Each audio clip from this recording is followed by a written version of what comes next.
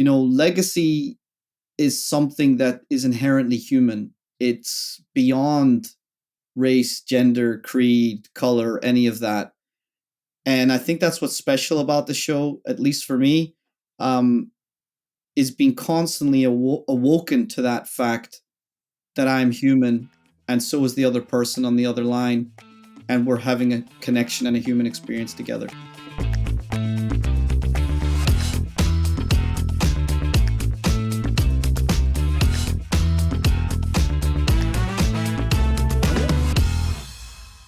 All right, here we go. Ghafoor, we are in the AudioLife studio. It has been too long, my brother. How are you doing today? Very well. And Carrie's not here, so we've got free reign of the studio. We can do whatever we like, my man. Yeah, Carrie is on a well-deserved vacation, so your usual host for the AudioLife Memoirs podcast is not in-house today. So you've got your substitute teachers, Joe Marks, and my esteemed colleague, Ghafoor Masood. All right, Ghafoor, so we're both co-founders of AudioLife, and it's been an interesting journey conceiving of this business, planning it out, mapping strategy, getting into execution, and operating this business for close to a year and a half now. And we've hit some milestones. We've still got a ways to go with fulfilling our vision of really recreating how people capture legacies and record family stories. But anyway, just want to go back for a few minutes here to the founding of the company and just get your perspective on how empathy, technology, and storytelling intersect into the service we provide at AudioLife. If you want to touch on that, I'd love to kind of hear your perspective as we've gone on the shared journey. Sure, absolutely. Thank you for that question. It's wonderful as well. I think it's written specifically for me, being a technologist who's excited about the current trends and what's the latest thing. And obviously, with the advancements in machine learning, I immediately saw the opportunity to incorporate AI into AudioLife and into our business model. Forget about just in order to create efficiencies and scalability, but how we could really utilize the power of this amazing new technology to help distill the legacy and the stories and the wisdom which we cherish today and from our loved ones beyond. So I think with the advancements that we've had over this last 12 months, the landscape changes, the product changes, how we interact with our guests changes. There's a beautiful intersection. It's not just with AudioLife, it's with human life right now. As an example, my mother, she's 74 years old. She interacts with large language models, ChatGPT, on the daily. She says they've become her best friend because they answer these little small things. Questions she would have normally asked me, by the way, and I was annoyed. She used to ask me them, but now I'm annoyed that she doesn't ask me. So I want to just stress that I think with AudioLife, one of our core tenets is to have that human element. And I don't think we'll ever get rid of that. But the technology has allowed us to amplify the areas where we feel we can get an empathic response, either with the host or with the guest. And we'll continue to use that. And I think that's where it really intersects storytelling in the AudioLife model. So thanks for that question, Joe. Yeah, right on. I appreciate your perspective, and I think that it's an interesting mix, right? Because we see all these tools come online. But it's really interesting how technology is so accessible these days. You don't have to have a supercomputer, and even your mom, who's in her 70s, is regularly using ChatGPT, using AI, large language models, to help her answer even routine questions that come through her day, through her world. And yes, there's a technological element to AudioLife and our service, but really I think at the heart of it, right, is the beauty, is the empathy that can be found in these personal stories, and just the way we're wired as humans to connect with storytelling, right? Like if someone rattles off a bunch of facts and figures, you're you're only going to kind of vaguely remember it. But if someone, you know, delivers a story with the classic story arc and details and everything, like, you're really going to connect emotionally with that. And I think that, that's why the service is so interesting, is that it's really just storytelling and allowing people to kind of bring their unique perspective to the listeners. So it's been really fun to see how these kind of seemingly disparate elements all connect and weave together into creating a legacy. That's brilliant. I couldn't have said it better myself. Just on that emotional connection, well, we're building a mission-driven business, and I often think about the impact that it's had on me. And I'm just curious for you, Joe, like, how have you grown as a founder working on such a service with such emotional depth? Yeah, we get the privilege of getting to connect with all these people that you would never have met, right? I mean, both of us have traveled a lot and got to see other cultures firsthand and meet people, but it's kind of like these really cool chance encounters that you get to, but not just connect, like, hey, how you doing and what's going on? You get to hear their most personal stories and details about their childhood and situations, right, that very different from my own upbringing. So as someone who's always had a curious mind and appreciated other cultures, it's been really a blessing to kind of get this front row seat to hear about these people's lives, their stories, their accomplishments, their challenges in life. And as we know, life brings lots of challenges, really, for everyone. And so it's really just mostly been inspiring that you get to examples of, resilience and overcoming difficulties. So for me, that's really helped me to grow and just have a deeper appreciation for all the, unique personal journeys. Yeah, and to that point, you mentioned the word resilience, and I often think, like, the themes that keep coming up across different people's stories. And I think acknowledging that resilience is definitely one of them. Joe, would you have some other themes that you feel like are like an undercurrent with a lot of the guests that we bring on? You mentioned resilience. Any others? Yeah, I think that, not to get like too heavy on it, but, I think there's a sense of we all have some healing to do, right? We just go through different things in our lives.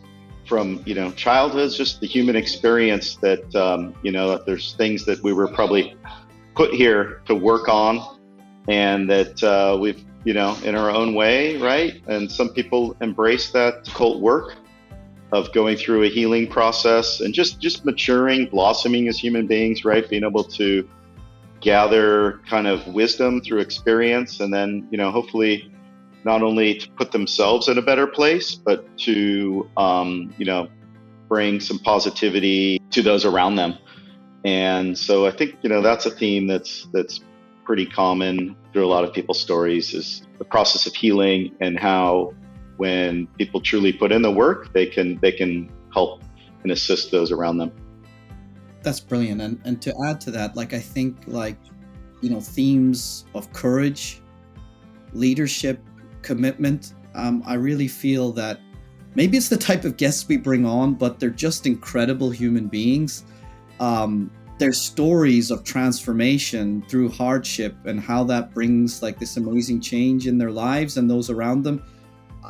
I see that coming up quite commonly. And, it doesn't have to be as profound as,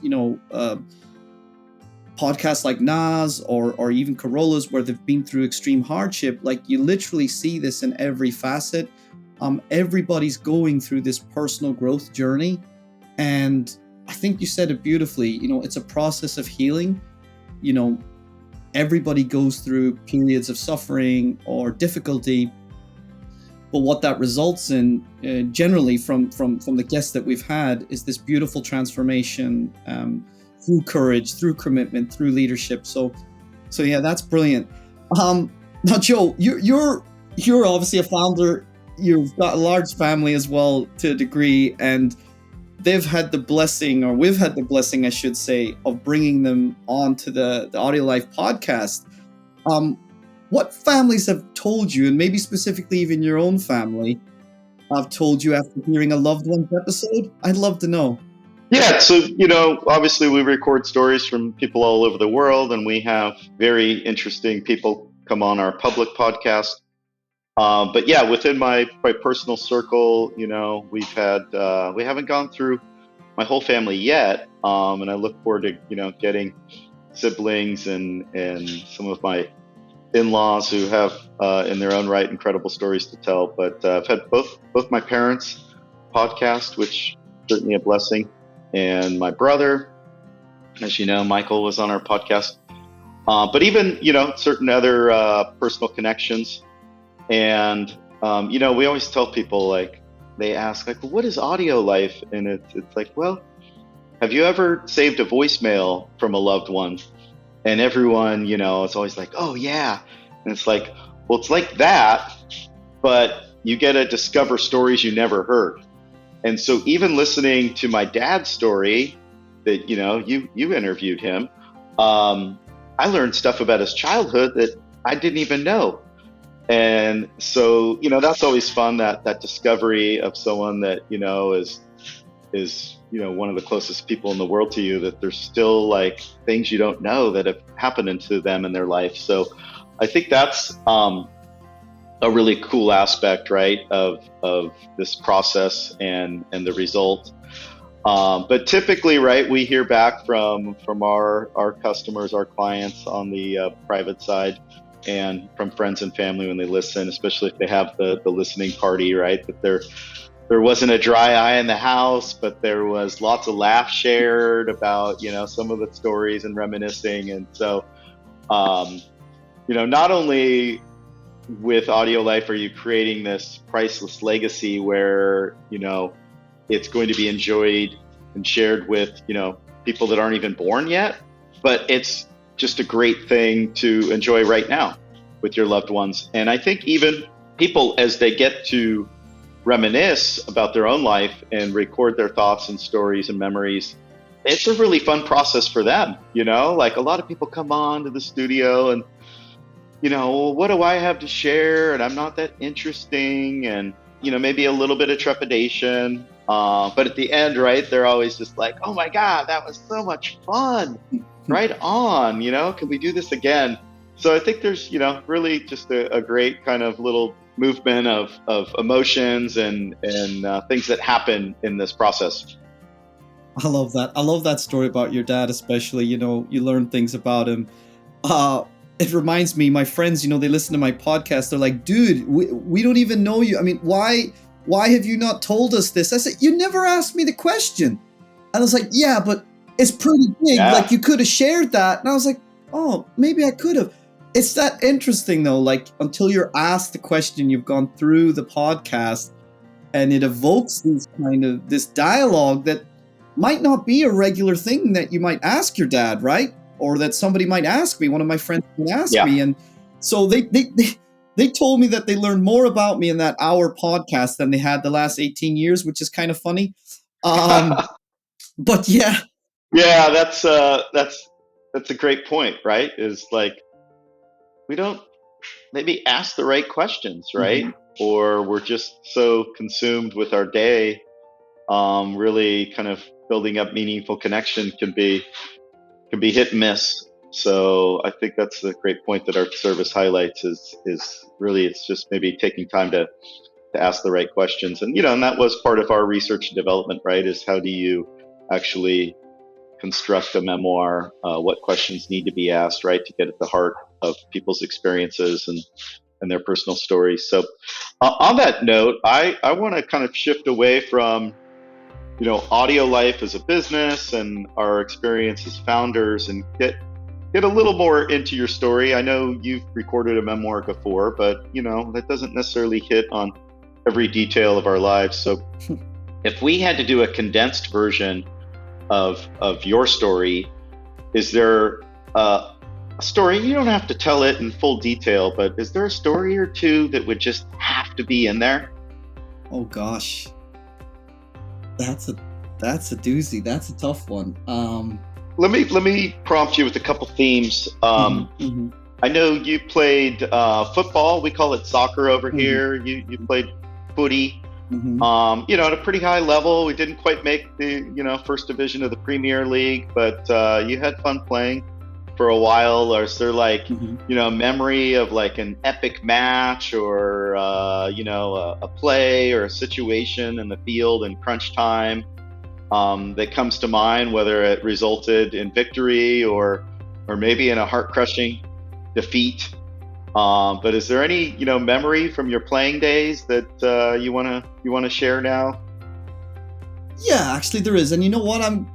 That's a great question. I'm going to take a unique stance on this rather than give some boring one where like, yeah, we were running for the title or we had this cup fixture. This is a kind of one of the most impactful football experiences I've ever had. And for some of the fans, they'll know about the Clásico, internationally recognized, Madrid versus Barcelona. But there's an even bigger game they call the Super Clásico, which is Boca Juniors versus River Plate. Now, that's an Argentinian-based team, both based in Buenos Aires. Familiar. You guys will know it as it's such a bitter rivalry. And I mean, we're talking like they practically want to kill each other, right? And they take football super... Oh, yeah. Can I interject there? Sure. For fun, I want to relate to your story is, right, I did international sales for the better part of 20 years, and some of my work took me to Buenos Aires. My, clients or partners down there would, oh, you like football? Yeah, man. Okay, let's go to the match. And when I went down there, this is probably 10 years ago or more, but the rivalry had gotten so bad, they didn't let visiting fans into the stadium because these matches would just erupt into fights at the stadium. And even one time I remember we had gone to like a museum, and afterwards we were just sitting out on a terrace just having a coffee, and some of the supporters of these different clubs were coming through town on match day and like literally watched right on the street in front of me like a fist fight break out between fans. It's like it's just ongoing, right? It's just crazy. They call it the Eternal War. It's something that opened my eyes. So I'm a Manchester United fan. We have a fierce rivalry with our counterpart in the city, Manchester City, but also Liverpool, which is, they're doing very well at the moment, by the way, but we're not doing so well. But I understand what it means to have a derby or like a local rivalry, but I've not seen something like this, like at this level, and it really emotionally impacted me. And I'll briefly give you the story, but coming in to watch the game, we were watching it actually at the Bombonera, which is the Boca Juniors home stadium. And we were in the away section with the River Plate fans. Of course, I'm wearing my River Plate top. I'm not going to get, I'm not stupid. So we get there. There's no seating. It's all terraced. And we come super early because we're, we're foreigners. We're not local. We're tourists. They advise us to get there early, okay? And I understand why, because it starts to get jammed real quick and you feel literally pressed up against the front of this like cage, and you can barely breathe and the tension is palpable. Yeah. And one thing never leaves me, Joe, right, is that adjacent to the away section is, of course, the home fans, and they need to segregate them because those guys are throwing all kinds of stuff at us, right? And vice versa. Fans are throwing back stuff at them, including cups of urine, by the way, if that does... Oh, geez. It's getting real bad, but... It's nasty. I can't stop noticing this one kid. He must be like 14, 15 years old, right? And like he's sitting atop the spiked fence that segregates the away and home side. And I'm looking and I'm like, he's literally sitting on spikes. Like I don't know, is it those kind of yogi guys that, sit on the bed of nails? Like I'm thinking to myself, like, how is he doing this? Like that looks really painful. But he doesn't seem to notice at all. And he's just roaring and shouting and cheering his team on throughout the whole game, right? I can't quite shake off this image. Anyway, the game finishes and River Plate win 1-0, and obviously that causes, massive tensions and so on, and the away side's cheering, and I really feel that kind of tribal kind of roar, in the terrace. But I look up at this kid, as he's coming down, and his legs are covered in blood and bruises, right? And I go, wow, it isn't physics defying. It really is sore to be sat on a spiked fence for over 90 minutes. But this kid, he doesn't even care. It doesn't even flinch because he's so much in the adrenaline of the game, right? And it opened my eyes. Like, we've got some pretty hardcore fans in the UK for the games. Yeah. But like, this was on a totally different dimension, Joe. And I have to say that's one big football moment in my life, like seeing the passion that fans have, not just, internationally, but for their club teams. Like, it is real, it is visceral. And that experience was super raw, and it opened my eyes. And just finally on that, wading out through the poorly irrigated stadium with a bunch of screaming fans, but also having riot police escort you out, like this isn't for fun. This is quite dangerous, right? And life and death are on the line here, literally over a sporting match. So that's the one I'll share with you, Joe. And thank you for helping, curate the direction for my story. And that's one I'd feel fond to share. Yeah, no, thanks for that one. That's, I think we can all sort of imagine the passion, right? We've seen these matches on TV, but to actually be there in person, right? It just brings a whole new dimension to sports fandom and just what that experience is, right? Beyond the actual match, but just like, the energy that the fans and the culture and the intensity of it. And that's cool. You got to witness that and firsthand and share that with us now. So, but I want a follow-up question, which is, I also know beyond your, sporting escapades, so to speak, you were a musician and played in different bands, I believe. Is there a particular memory of a gig or, writing music or something from your adventures as a musician that you could share with me right now? Something, I don't want to say lighthearted, but is there a fun moment from playing live and performing that you could share with me as your buddy here? Yeah, you know what? Why not? So, just on that, it's funny because some of my old childhood friends that we used to jam with and play with, one of them sent me a YouTube video of a local studio you rented for 2-3 days. It's a giant house and it's got all the equipment there, and you can hire a producer to come with you as well if you need. And he's like, dude, let's get the band together for old times. Now we're talking 25, 30 years ago, something like this, right? And he says, let's get the band together and let's jam for the weekend and let's play. So it's funny that you bring this up, but if I had to think of one story, a funny one, I would say my first gig we played live was in a small, crappy venue called The Nucleus, and it was just awesome. I think we were 15, 16, about that age. Yeah. And surprisingly, I wasn't a bad singer, but my timing is terrible, right? At least it was back then. I mean, I could get a tone, I could get a tune out. I was, on key, but my timing was shocking. And so the guitar player, Mark Vaughn, he was like a wizard. Even his name sounds like he's a guitar virtuoso. So we're backstage and we're running through it. Me, Mark, and Eamon and Corky, incredible bass player.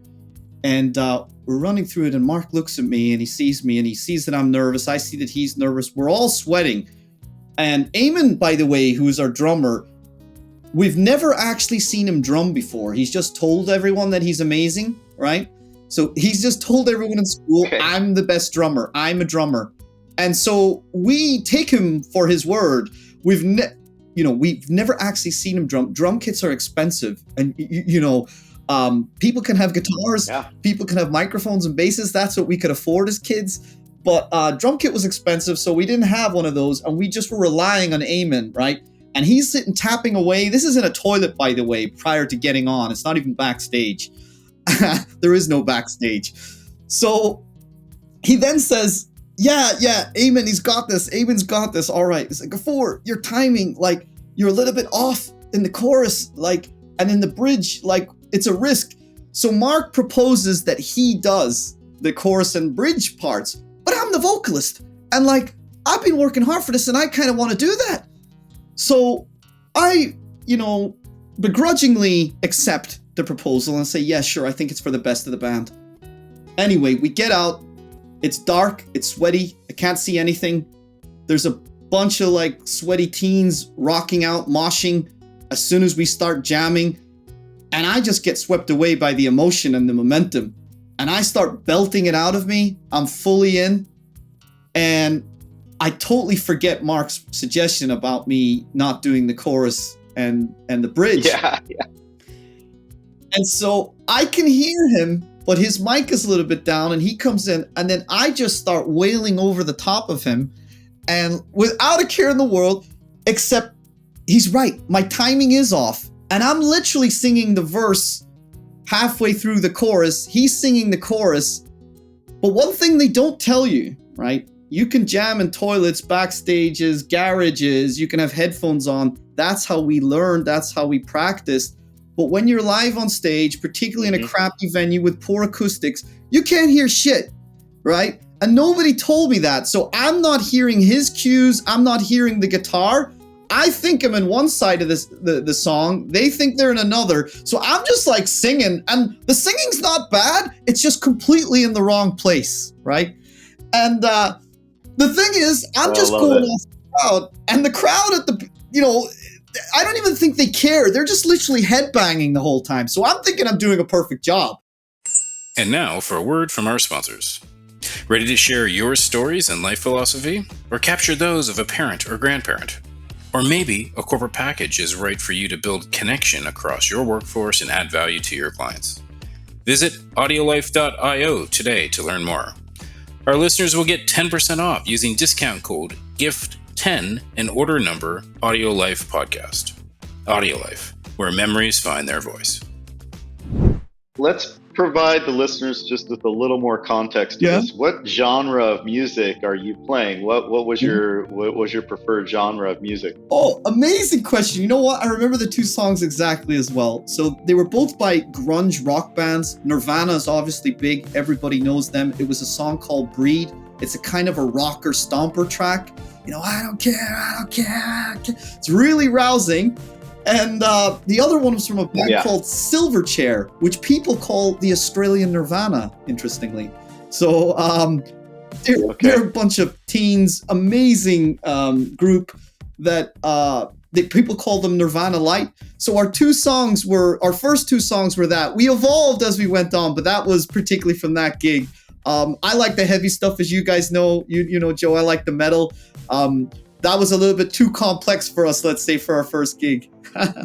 Yeah, right on. All right. Well, that's fun. Appreciate you sharing the memory from your teen years and your foray into career as a musician. Sounds like a lot of fun, and I'm sure there's more good stories, more great memories in there. But want to just drop in one more question here, see if you want to take a swing at it. From this process, right, of storytelling and memoir development and all these things that we've been doing, is there one thing that you now ask people that you didn't used to ask? Is there like a certain question that you're like, yeah, I'm gonna ask that one, and wasn't really a thing for you before?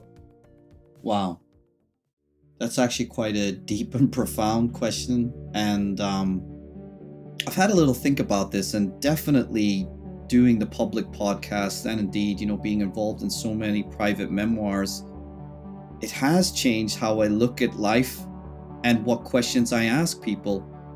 Specifically, I never would have usually asked this question, but I'm far more reflective, and I find myself asking questions like, if you had to pass a message on, to the next generation or to your loved ones or to your children, what would that be? And secondly to that is, how would you like to be remembered? I think that's a wonderfully reflective question. And, people don't, full disclosure, sometimes people don't like it when I ask them that, or they get a little bit defensive, or they get a bit nervous or a bit shy. Not always. And particularly on the podcast, we've had, really warm, receptive to answer those. But some of my friends, they're like, what? It's because it's not a typical question you get asked, right?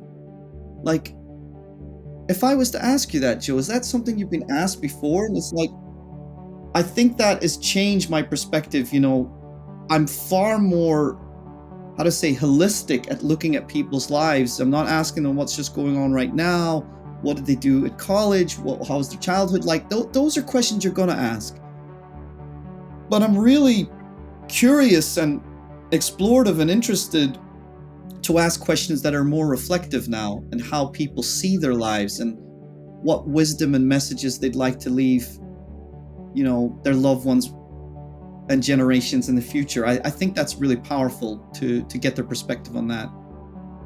Yeah, right on. And, there's a question that's come up for me that I think gets at the heart of lifelong learning, right? And not, just saying, oh, I'm retired, therefore, I'm done accomplishing things in life. I like the question, for our typical older demographic. Of course, we like to say it's never too early to record your memoir. And, me, I'm here in my 50s. I've already recorded some of my story, just to make sure there's something fun to share. But, if you're interviewing someone who's, seemingly older years, seniors, is, what would you like to do that you haven't already done? Because usually people are like, yeah, I still want to, go to this place, or I still want to, learn something new. I was talking to a gentleman recently, and it was like, oh yeah, I'd like to learn to work on cars. And I'm like, well, is that something you've done? Or, like, what? No, I've never done it, but it seems like it'd be really cool and fun. I'm like, yeah, right on. Like, go learn to work on cars in retirement, So I think that just kind of gets at the heart of the beauty of, lifelong learning, and that we never really need to be satisfied with where we're at, or that you could still, continue to accomplish things all the way through your life. I love that. We've had some pretty senior guests on our platform. We've been very fortunate, and especially the ones that, talk about having a beginner's mind, always growing, even at that age. It's humbling and also inspiring. Joe, I know you quite well, and you've had a very colorful life. Let's say that. I don't even think people know the extent of it. I don't even know if Carrie and I know the full extent of it, to be honest. And I, for one, am constantly surprised at, you talk about various chapters in your life, and you say it so nonchalantly that's why I get taken aback. I was like, what? You did what? You lived where? And you were doing this? What? So I have to ask this. This is kind of a fun one, right? If someone were to make like a 3-minute podcast, right, of your life, right? And you can cut out parts, of course, but keep some of the, the juicy things in. Like, if someone were to make a 20-minute like podcast or movie of your life, what moments had to be in there? And then second on to that, like, let's have a bit of fun with this. Like, if we were making like a movie, Joe Marks movie, who would you want to narrate that story also? So what key chapters would be in there? What's real moments you'd want, like that is who defines me, or that is a huge part of my life. And who would you want to narrate that story, or indeed play you? Actually, as an actor, we could do that as well. Oh, geez, yeah. Well, there's a lot to that. I'll tackle the last part. Like, who would I want to play me? I don't. To be honest, I'm not that great with pop culture in terms of movies and TV shows. Like certainly I can enjoy that type of entertainment, but I don't know. So, of course, I'd probably want to pick out someone who's much more handsome than myself and much wittier. But I don't know. I'll let the casting crew, the casting director or whatever, figure out who that is in terms of the narration. I mean, for me, I have a twin brother, right? Mm-hmm. So Johnny is my twin brother. So he comes to mind. It's like, all right, I'll let him narrate things because that's as close to me as you're going to get in terms of, perspective and voice, and someone who, would be endeavor to be 100% authentic. Mm-hmm. But yeah, some stories, some defining things. I had this wonderful childhood, grew up with loving parents and 3 siblings, an older brother, older sister, and a twin brother. So lots of great memories from childhood. But, if I look at my college years, I like to say I went to the greatest school in the universe, or at least it was the perfect fit for me. I transferred my second year to UC Santa Barbara. And, it's this large public institution in the University of California system, but it's right on the beach. It's the only school that's right on the beach. So literally lived across the street from the Pacific Ocean. So I could, run across the dip in the ocean before going to class. It certainly just is known to be a fun party school of sorts, although it certainly has its rigors in academics. But I was able to join a program, get accepted into a program. It's kind of a school within the larger university called the College of Creative Studies, and study literature and creative writing. And one of the benefits of the program is it has less structure than a lot of the other, majors or programs you can go into. And just, some really dedicated professors that were there to, nurture each student's creativity and their uniqueness and their kind of own academic path. There was a lot of, again, freedom to kind of study what you wanted to study, as long as you, fulfilled certain requirements. It wasn't without structure, but just have some great memories of being this, 20-year-old, 20-twit, writing continuously every quarter, write every term, taking class in poetry, and getting to really kind of dive into that craft amongst, other things within the field of literature and some other academic requirements. But we would organize our own student-led poetry readings, and, just inviting other people of a similar mindset, but with maybe completely different styles of writing, to come and share whatever was going on really that week for them. So that kind of stands out as a fun experience in college amongst, all the other typical shenanigans that we do as students with our social life and other things. But after I graduated, I did not want to get a job. I had no interest in the corporate world, and I was at the time done with school. It was like, all right, I have studied enough. So my solution to, those things was to get a one-way plane ticket and fly to Europe with a few bucks in my pocket and see how things went. And I would have to say one of the things that came out of it was, just learning to be resourceful, because, along the way, right? Like, my parents had, certainly it wasn't a lavish life as a student, but, everything was covered and taken care of. And now I'm on my own, and it's like, all right, you got your degree, go figure it out. And so it was interesting transition from, going from having, your rent paid for and some money for groceries to having to figure it out. And But again, I didn't want to get a job, so I ended up kind of volunteering to be homeless and travel around and play music in the streets, right? As we call it, busking. And I had a few buddies that were, I'm not necessarily talented in the realm of music, but appreciate it. So had some buddies that could play, and we kind of just cruised around Europe with pulling out some classic rock songs from our childhood.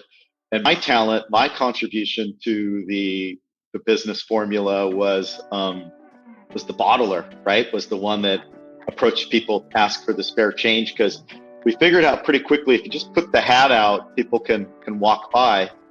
But if you come up to them and look them in the eyes and ask for some spare change, a lot of people are happy to contribute to your adventures, right? And so my claim to fame was I could ask for spare change in 7 languages. And so, part of my persona was this guy that could dive into new languages. And for me, that was the starting point, was always my dad taught me, learn the word friend, that's a great starting point when you're new in a place. And then for me, I just added on to that, okay, I've learned the word friend. How do I ask for spare change? So, I end up in these initial travels in the Czech Republic, because funny enough, some students from UCSB that I knew that were a couple years ahead of me were actually the first expats in Prague after the revolution, right? So this is the early 90s. We know the Velvet Revolution was in November of 89. I mean, these guys were like, heck yeah, the Iron Curtain is fallen. Let's go to Prague. And, they kind of dove in and created their own little expat scene. And, they'd come back and visit and, to hear the stories. I was like, oh, that's interesting. So anyway, at some point, I end up in Prague, and I'm hanging out. And anyway, I won't get into all details, but I decide that it's a really cool place, the Czech Republic. And so I'm like, hey, I want to hang out. Can you guys teach me Czech? And so here I am. I'm probably, 23, 24 years old. And I'm at the pub drinking beer, don't know how to speak, but I'm like, guys, teach me some words. So I'm assimilating, 10 words here, 30 words, starting to gather some things. And it's a pretty difficult language. Its grammar has some nuances that, we don't see those structures and things in English. But anyway, that was a fun kind of period in my life of adopting, kind of wanting to be in this new country and learning language I had no background in, had no familiarity, right? There was okay, we had options in school, right? Okay, German, French, of course, Spanish, and trying to learn Czech was a fun challenge for me, and ended up learning it and staying and living in that country for 7 years.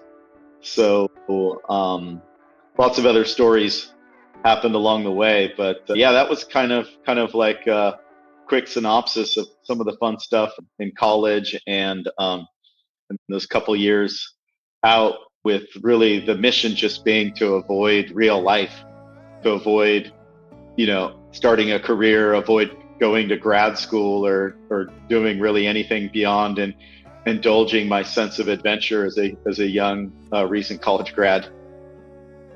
I love that. It's because I know you. It's just so you go to a completely new place, don't speak the language, but you're open, you're gregarious, you're like, yeah, teach me a few words here, teach me a few. Next thing you know, you end up spending considerable time there, forging great relationships and friendships, as I recall, and just getting amongst it. I've heard you speak several languages. You're basically a polyglot, and I just love that, era of your life where it's kind of almost bohemian, going from country to country in Europe, just a guitar and the clothes on your back. How you were the entrepreneurial kind of member of the group, like the team. You're the guy that's got like, because I know you're good with words, you're really friendly, you're very approachable. You're front stage and center for a lot of our public outreach work that we do with AudioLife, so that doesn't surprise me. And then like to see you like picking up these languages, and your dad gave you good advice, like taking terms like friend and so on, and how do you socially engineer this situation, get a little bit higher of a tip for your busking efforts. It's just an incredible tale. And the thing is, it's both not surprising and very surprising to me, because like I see you as this super professional, like really on it, organized guy, with respect to your work. And so for you to tell me this, then I'm like, what? No, that's not Joe. But actually knowing you personally, you're such like a rad, chill dude. It's almost surfer-esque. Like, so it's like the marriage of both worlds. So I really love that. I really love that area of your life, and thank you for sharing those moments for our listeners who possibly haven't had the chance to get exposed to that. Yeah, so Joe, what does legacy mean to you now versus when you started AudioLife? Yeah, interesting question. For me, I think the concept of legacy is, obviously, right, what you leave behind. And I think a lot of people think of it in terms of, do you leave behind an inheritance for your loved ones, or property, or a business, or is there a family business? Obviously as a father now raising my son Drake, how do I influence him and support him as his own person, right, and who he's going to become?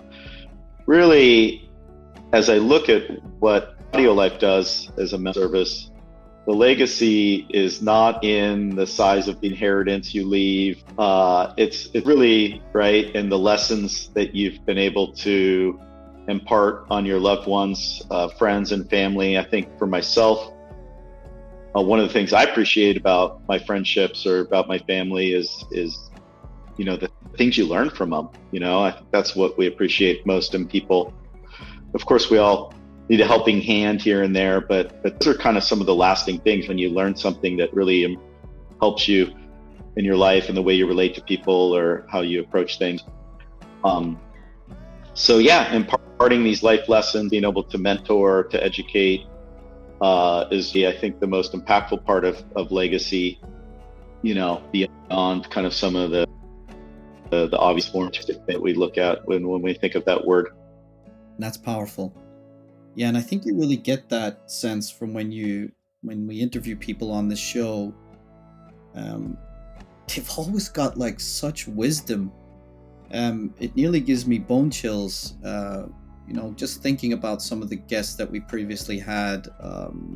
Tony Roy as an example, Tony. Or even there's some amazing stuff there with his, and like somebody like Mike Diamond, who I probably wouldn't get much exposure to in normal life. Like, he's just dropping bomb after bomb. And I'll admit this now, like, Carrie knows this as well, but I was reluctant sometimes to take some of these podcasts. He says, like, I can't relate to this person. In a totally different age bracket. We have differing views, both politically, religiously, whatever. We came from different backgrounds. What am I possibly going to connect with this person on? And I've just been so humbled every time. And I think that's what this show does. It connects you at a human level. And, legacy is something that is inherently human. It's beyond race, gender, creed, color, any of that. And I think that's what's special about the show, at least for me, is being constantly awoken to that fact that I'm human, and so is the other person on the other line, and we're having a connection and a human experience together. So I'm eternally grateful. And Joe, on that point, perhaps happy to wrap up. Is there anything further you'd like to add today or share with our listeners? No, I just think it's a lot of people think of legacy, right, as artifacts you leave behind, and or as memoirs, as this big novel that gets written and people take years to record stories and write down things. And for me, I think the beauty of our service is that create a legacy in as little as an hour, right? And that it's big, heavy lift and long drawn out process. It can just be literally just a fun conversation in our little virtual studio here, that it can just be easily, with modern technology, packaged up into a format that then can just be distributed. We all have these smartphones and these little devices, and that priceless legacy can just sit there on the phone and be enjoyed and shared, listened to at any time, right, by anyone that's got one of these silly smartphones that we're all attached to now.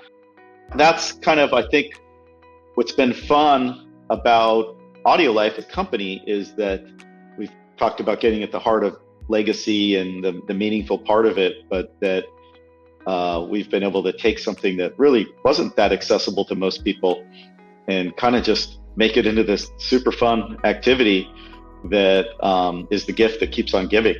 So I appreciate, Carrie coming up with the concept, Ghafoor banding together with her to make a reality, and people to kind of this mission with other people that appreciate it. So it's been very gratifying to banding on what we do and seeing where all this goes. So thank you so much for being my partner in this endeavor. Absolutely exciting times ahead, and to be honest, bro, I couldn't ask to be doing it with somebody better. Every day is a joy to work with you. I love your creativity. I love that you bring a different perspective to things. Obviously Carrie as well, but happy to get in the studio. We should do this more often. Yeah. I think it's great to to basically shoot the shit with each other, or have a dialogue with each other, and allow our viewers to have a listen to. So thank you everybody for joining. My name's Ghafoor Masood, and I'm here with Joe Marks at AudioLife, and we appreciate you guys giving us a listen, and hopefully we'll catch you guys in the studio to record your memoir. All right, take care, guys. Right. Talk to you soon. Yep. If you like what you heard today, consider recording your own AudioLife private podcast or giving one to a loved one for a unique and memorable gift. Today, AudioLife listeners will receive 10% off using discount code GIFT10 and order number AudioLife Podcast. Also, remember to rate our show and subscribe so you'll never miss an episode.